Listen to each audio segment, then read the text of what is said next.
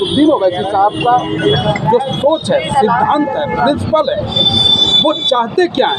क्योंकि हम कार्यकर्ता कहीं ना कहीं एक आइडेंटिटी होते हैं हम पार्टी के, और हम कार्यकर्ता ही जाकर के लोगों को समझा पाएंगे कि हमारा नेता चाहता क्या है।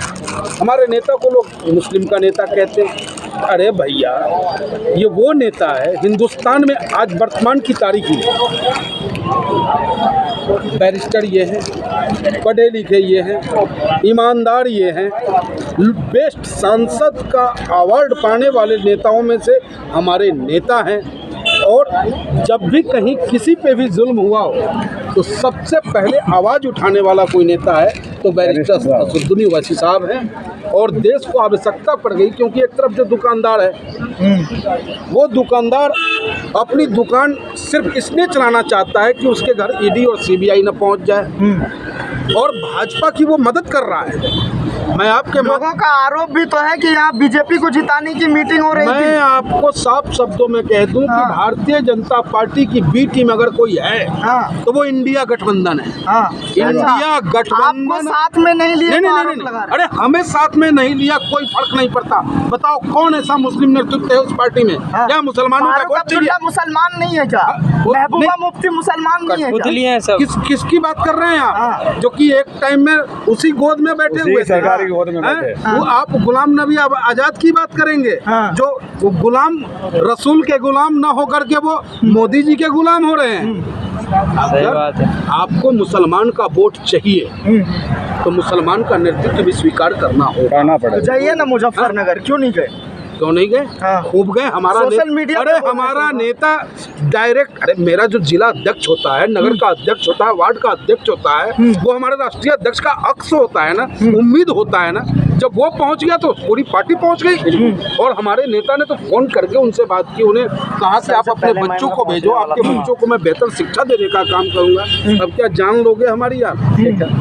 अब आप देखो 3 हत्याएं होती है ट्रेन में, हत्या तो 4 होती है। एक मीना साहब इंस्पेक्टर का एसआई की हत्या होती है। एक लड़का मरता है बिहार का। बिहार में सरकार किसके दम पे? मुसलमान के वोट के दम पे। राजस्थान का एक लड़का मरता है, वहाँ की सरकार किसके दम पे?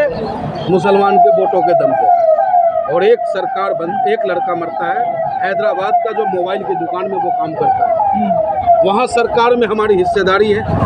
मात्र 7 विधायक हमारे पास है। लेकिन आपने देखा, पूरे हिंदुस्तान ने देखा कि राजनीति में अगर आपकी भागीदारी है, हिस्सेदारी है, तो आपको ताकत मिल सकता है, आपको सम्मान और न्याय मिल सकता है। और ये दिखाने का काम ऑल इंडिया मजलिस-ए-इत्तेहादुल मुस्लिमीन के फायर ब्रांड नेता हमारे बड़े भाई असदुद्दीन ओवैसी साहब ने किया।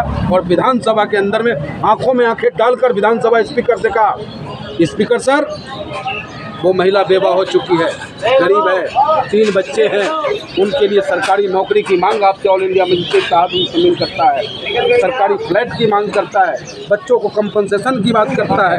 और उसी वक्त में विधानसभा स्पीकर ने कहा कि मैं अभी सरकारी नौकरी का लेटर जारी करता हूं, आदेश देता हूं, सरकारी फ्लैट देता हूं, 50 लाख रुपया कंपनसेशन मिला। तो अब हिंदुस्तान के हमारे अक़लियत और मुसलमान भाइयों को सोचना होगा, और सिर्फ मुसलमान भाइयों को ही नहीं।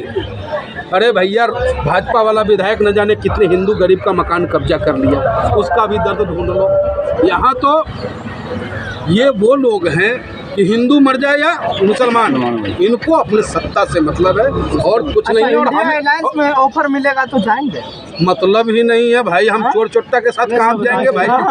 चोर चोट्टा से क्या मतलब है? हमारा नेता कोहिनूर है, बेदाग है, और बेदाग ही रहेगा हमारा। देखिए,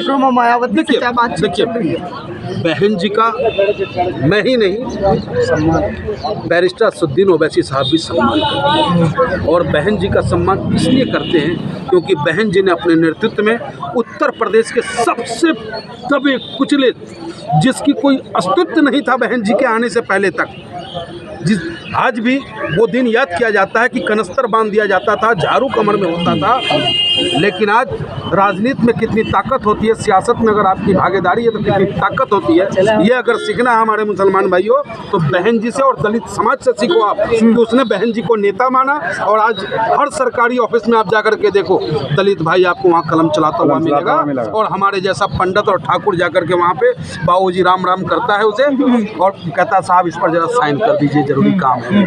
अच्छा, पतंग और हाथी अगर साथ में चुनाव लड़ते हैं क्या रिजल्ट होगा? देखिए बहुत बेहतर रिजल्ट होगा, ये तो हम